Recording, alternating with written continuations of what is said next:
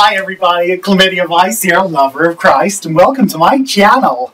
It's been quite a while since I've spoken to my fans, but I've been brought out of my meditation, really. I've been super prayerful not to make too many videos, because you've got to be so prayerful nowadays with the amount of flagging that you have to do to other people's videos if they don't agree with you, you know?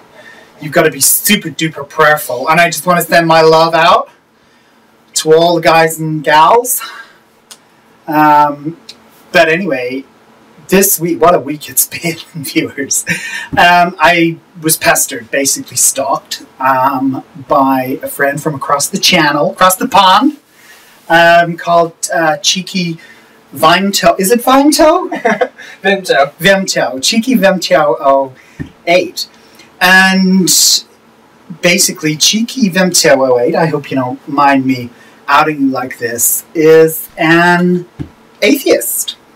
And he contacted me and wanted to interview me as one of the leading online theist apologeticologists. Basically because of my extreme study under Professor Dr. William Lane Craig at the University of Open Heart Love Ministries, Minnesota.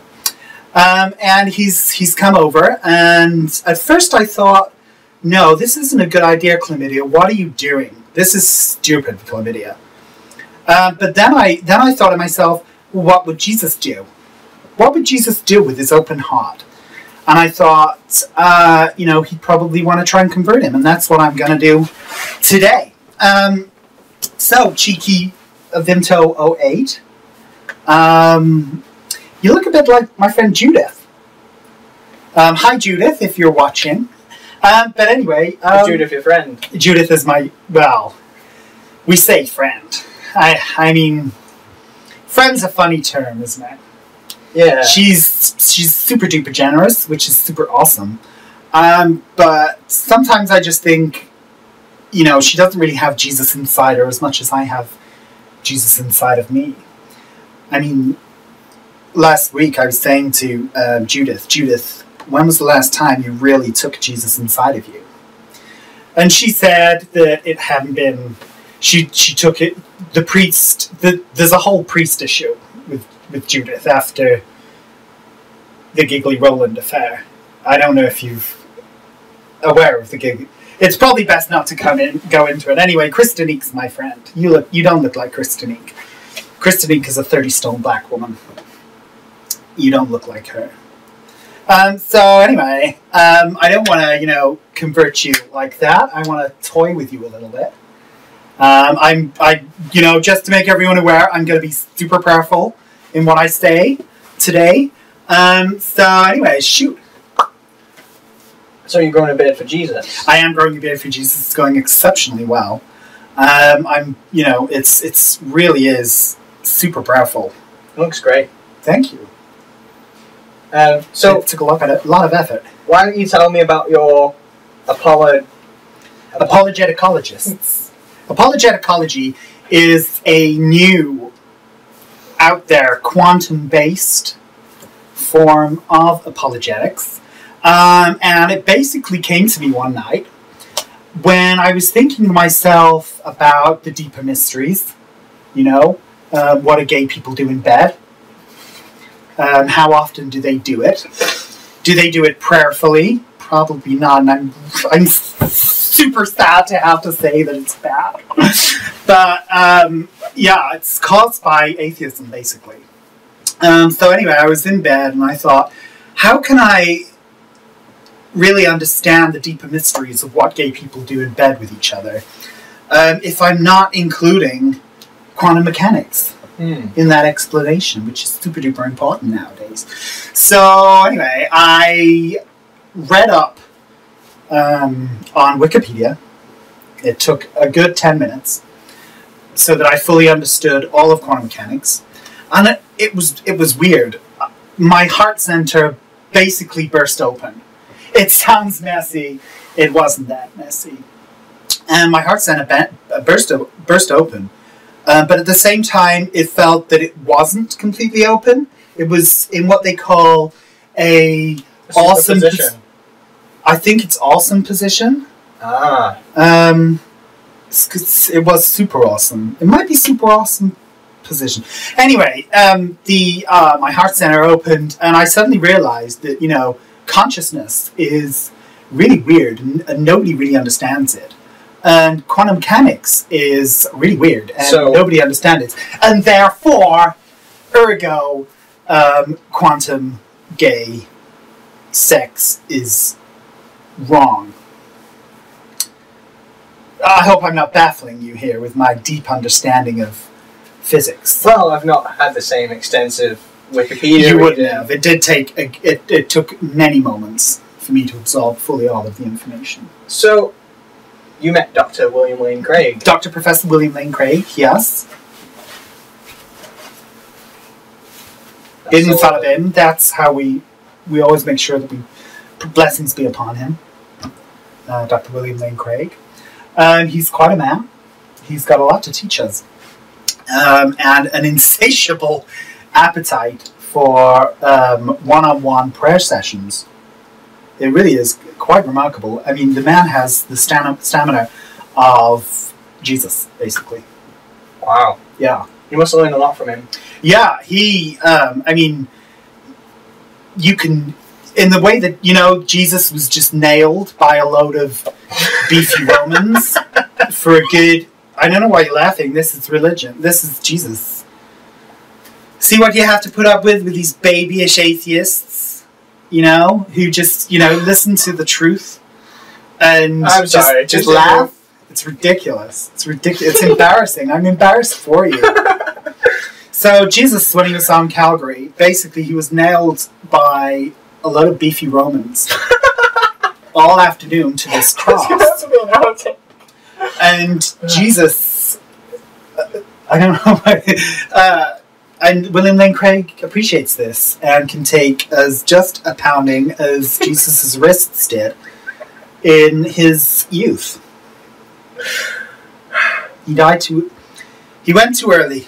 Poor Jesus. He would have been quite a guy. So anyway. So how's your love life? My love life, it's taken a bit of a dive, if I'm honest. I haven't really had time. Since Rene Duscart disappeared, we don't know what's happened to him. It's the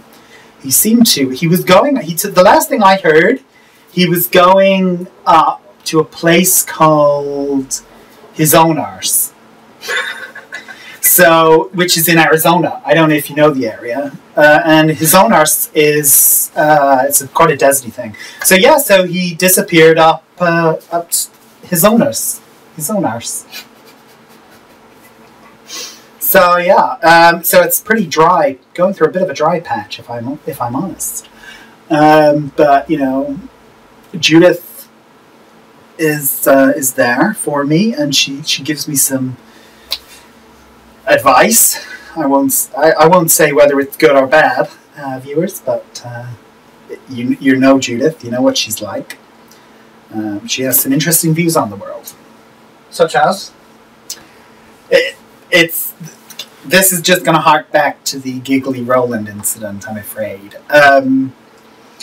There are ways... So, come here, you've mentioned a Giggly Roland in your video. Right. The Therefore God video. So, why don't you explain for the viewers what a Giggly Roland is? Well, basically, it involves a mature clown with no less than 30 years experience, an overly trusting and naive young person, Judith, and about 2 to 3 priests. It's not pretty. I'm told she's not proud of it. But anyway, I wouldn't do it myself. No hygienic person would do it. But some of us have higher standards. So when did you meet Judith? We grew up together. We went to school together in to the St.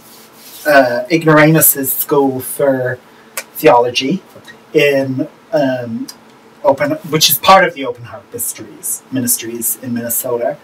And basically, she was, she came to me one time and she said, Chlamydia, you've got to, I'm being bullied relentlessly.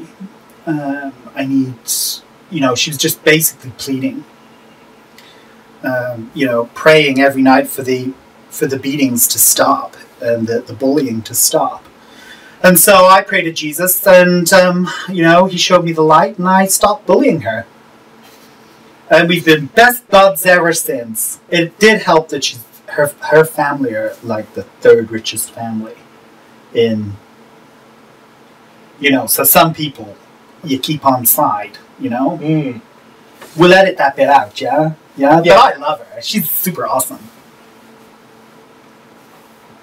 So indeed. Yeah. So, reap what ye shall sow. Sow what ye shall reap? No. Was that right? No. Are there any theist channels you'd like to promote during this interview? There are so many super awesome theist channels at the moment on YouTube. I mean, I just watch them constantly. I love the creativity. They take something from the Bible and something that they've kind of overheard scientist type people talking about, and just created this amazing story between them to link the two, so that it doesn't sound quite, it helps science sound not so ridiculous, when you go through all that these quantum superposition stuff. It's been a revelation.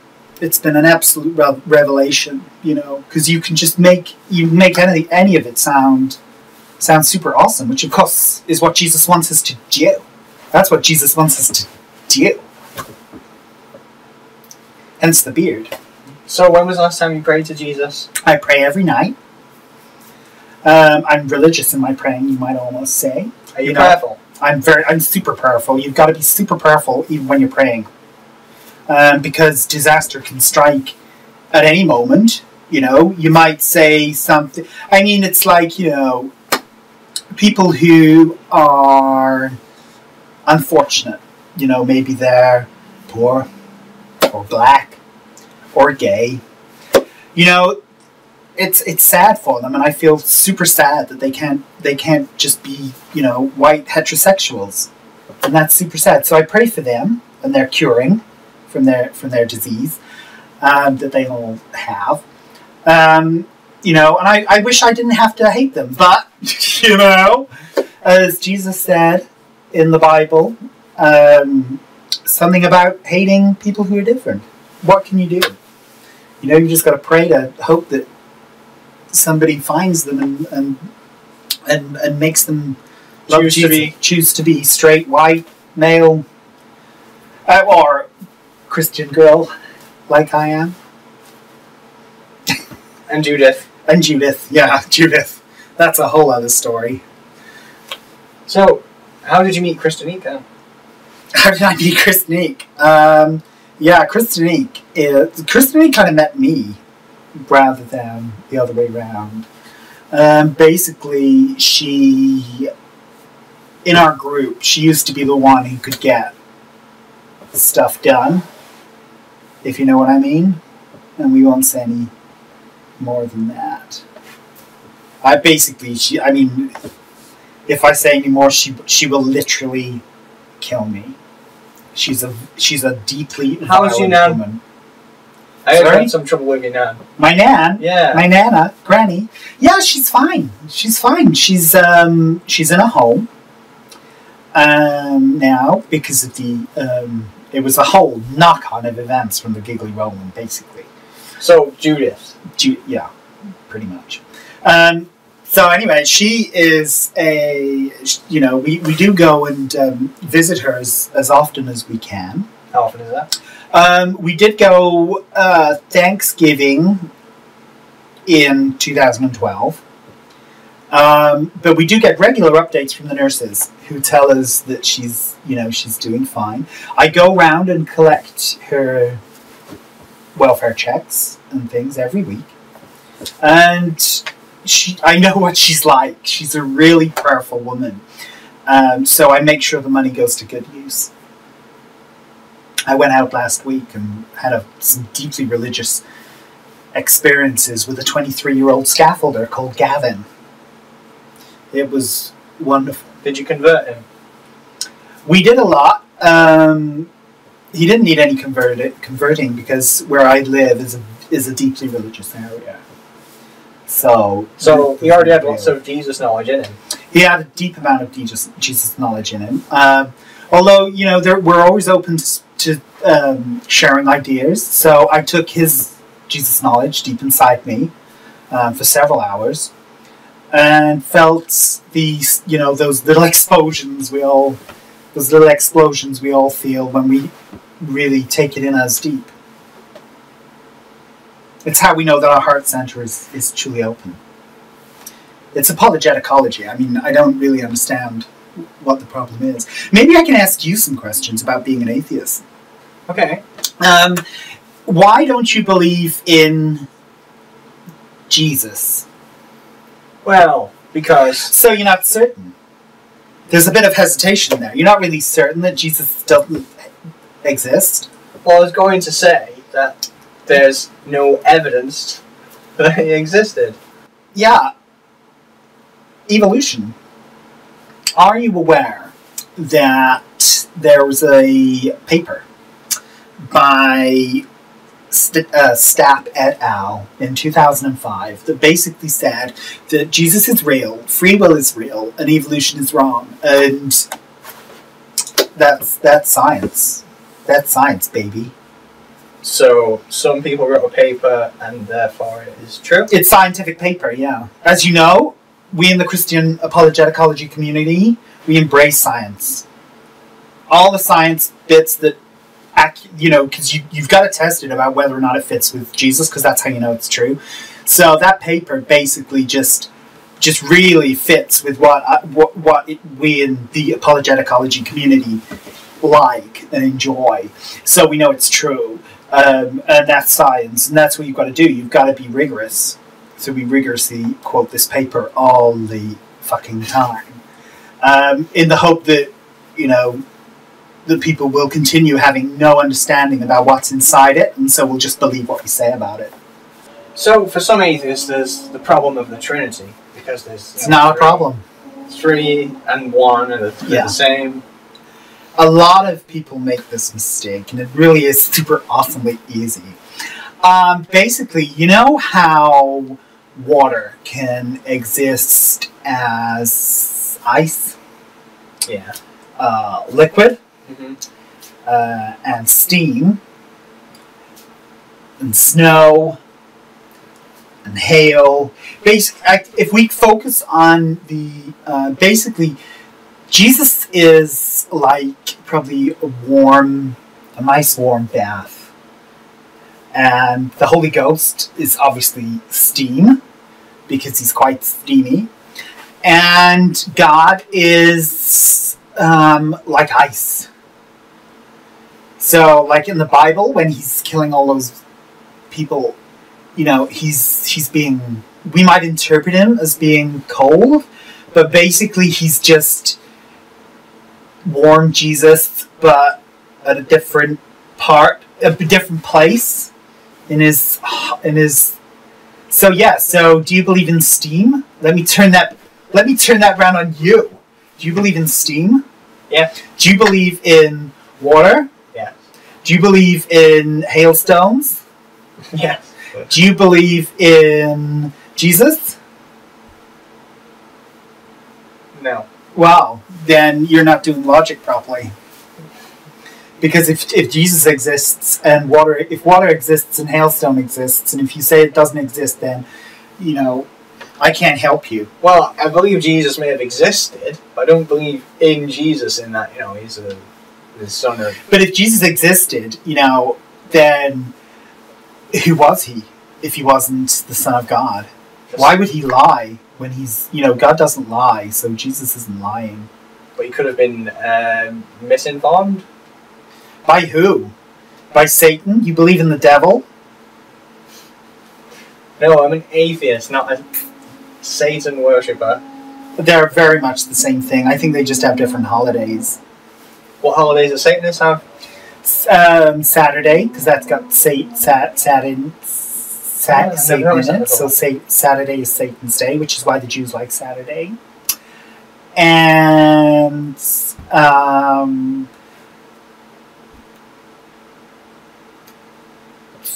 New Year's Eve. No, Christmas Eve. Halloween. Some monster. That's like, yeah, that's Satan. So, you know, are you saying you don't believe in Halloween? Halloween doesn't exist? This is too easy. So, is there anything you wanted to ask me? Yeah, do you believe in Jesus now? Not yet. Oh. Why? Because there's contradictions in the gospel. You can't even criticize contradictions in the Gospels. You don't have an objective morality. Which is how that works. Because you need a book that doesn't contradict itself, you know, in order to compare that the Gospels aren't internally consistent. So unless you've got a dictionary or something, then, well, I explained about the steam, yeah? Yeah. Steam's the Holy Ghost. So, yeah. So I think we've got a comfort there, viewers. We'll see you. I'll see you soon, hopefully. And no doubt you'll see Cheeky Vimto 08 in a church near you. Okay, bye!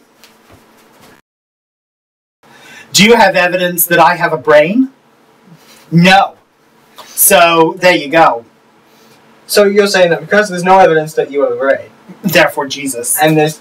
Do you see? I'm actually kept alive by my just sheer love of Christ. My father dropped me when I was a baby, and there was horrific brain damage, and all I've got now is Jesus holding me up. I'm actually filled with stuffed newspaper.